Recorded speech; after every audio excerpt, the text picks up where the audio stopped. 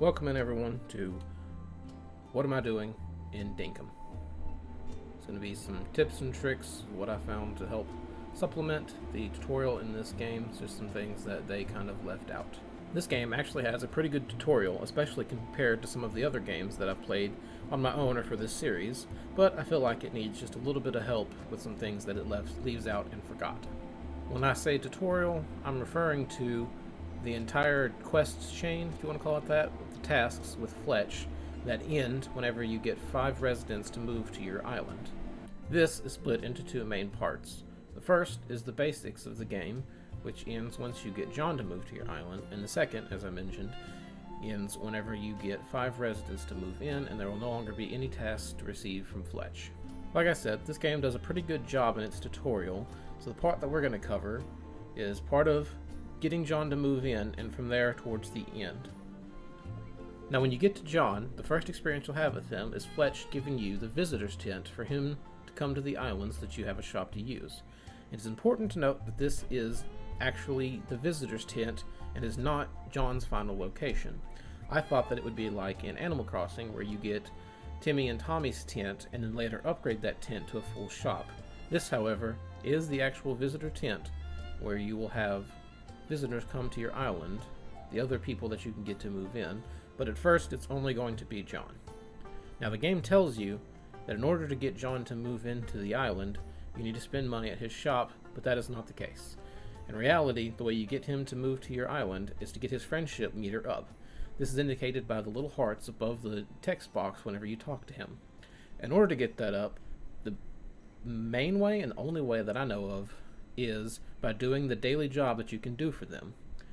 Now at this point, the game turns you loose and tells you just go explore, and I would suggest trying to get as many permit points as you can and get the first level and all of the various licenses that you need to buy tools from John, things like fishing, hunting, and metal detecting.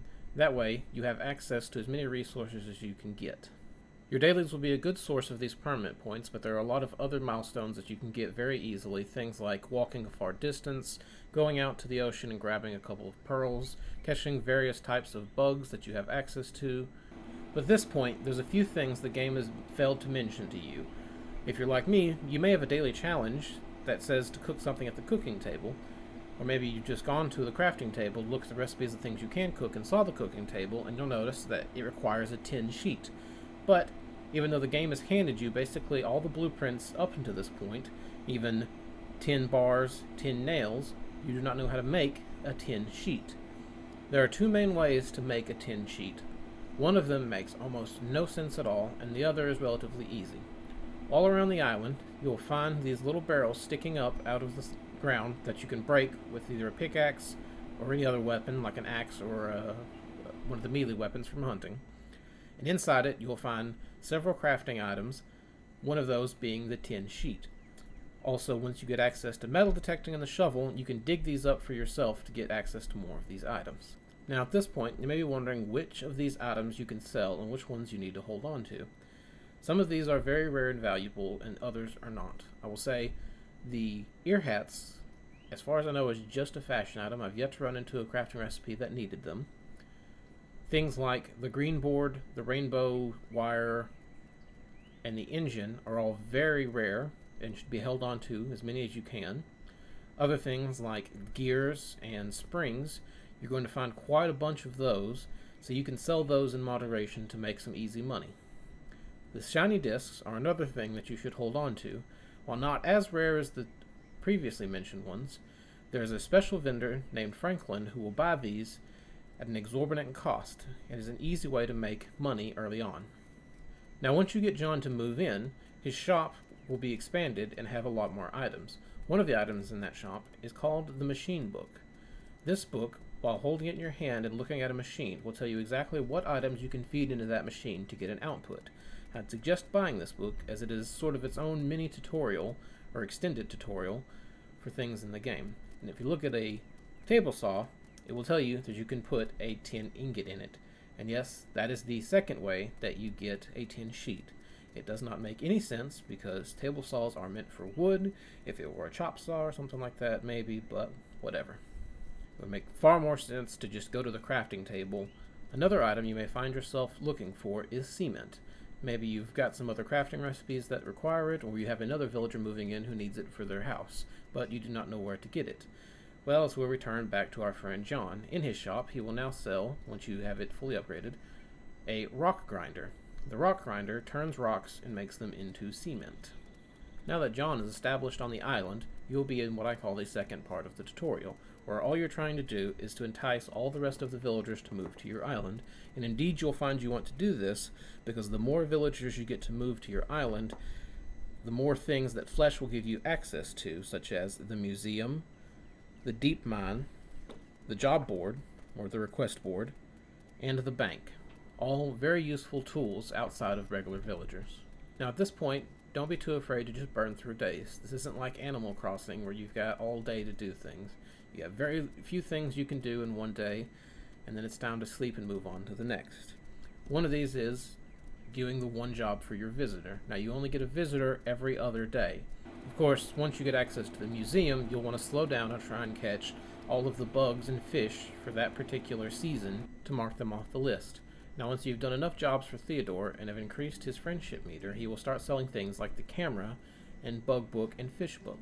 At first glance, you may think the bug book and fish book, like I did, are useless when you have access to the wiki, which has all of the bugs and fish you want, but these books are actually very OP and you should buy them as soon as you can. Holding the book in your hand will highlight every bug or every fish, depending upon which book you're using, around you, and the ones that you have not caught or have not turned in to Theodore will be highlighted with question marks. This will also display below the bug or fish's name the price that those things sell for. Then, once you've completed all of the bugs and fish that you can catch in that season, you can return to burning through days as fast as you can, just completing jobs or even requests once you have access to the request board, to increase the friendship level of the visitors to your island to try and get them to move in. Now, a quick note about the request board. You may have received a request saying that this villager would like a picture of this place with no description of where this place is. It took me a little while to figure it out, but if you look on the map, it will show you an icon of a camera of where you need to go take that picture. That is the this place it's referring to. In the other instance, like taking a picture of a fossil of a person, is self-explanatory. Now, I would suggest in the off days when there are no visitors visiting your island, doing a few things to help you along the way. One of these would be going around and gathering a lot of food so that you do not have to spend time each day finding and cooking food. I use cactus figs because they are abundant and not very useful in other recipes. But you can use any other fruit that you wish that you can find a bunch of. Just make a nice stack of like 80 or so that you can use while you're burning through these days. Another good tip is to go around and catch a handful of the commonly asked for bugs and fish while doing jobs for visitors. Things like the fly, the blue moon butterfly, the jungle perch, or the barco grunter. Once you've gathered up a few of these things, find some place centralized in your town and place them down so that you can quickly retrieve them when asked to give one by a villager. I would also suggest chopping down lots of trees and amassing wood to turn into planks, as well as rocks, half of which you should make into cement, and various ores for ingots. That way, when it comes time to build a new shop for somebody, you have all the resources you need to do so. When it does come time to move these new villagers in, you'll find that it costs quite a lot of dinks to actually do so, somewhere between 100 and 200,000 per villager you move in, so you're also going to need to be making a lot of money. Now, the best way I've found to make money in this game is by selling barracudas. They sell for about 16,000 each without having any commerce licenses. Now, there's currently a bug in the game where when you join someone who is hosting a lobby and go fishing, if you're away from the host physically in their map, fish will not fight back. They just sit there and splash, and then you can reel them in no problem, and if you even cast right on top of them, you can almost catch them immediately.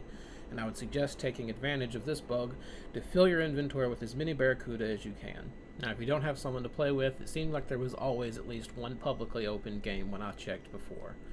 But just make sure to leave them some barracuda as payment for letting you fish in their world. Or if you don't feel comfortable using this bug, You can always fish in tandem by having whoever you're co-opted with drive the boat and drive you directly towards the fish, which will achieve the same result and can work for either host or the joiner.